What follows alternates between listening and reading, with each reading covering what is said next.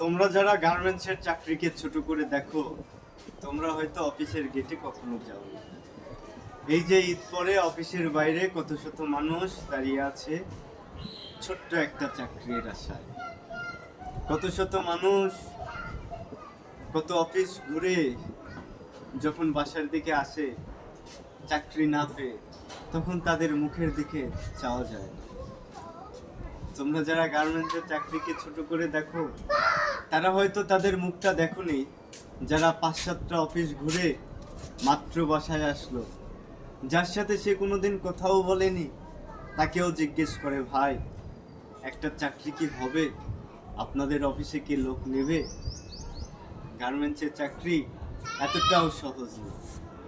এই যে ঈদুল আজহা শেষে এই ঢাকা শহরে যে কত শত হাজার মানুষ এসেছে, তার কোনো ঠিক ঠিকানা নেই।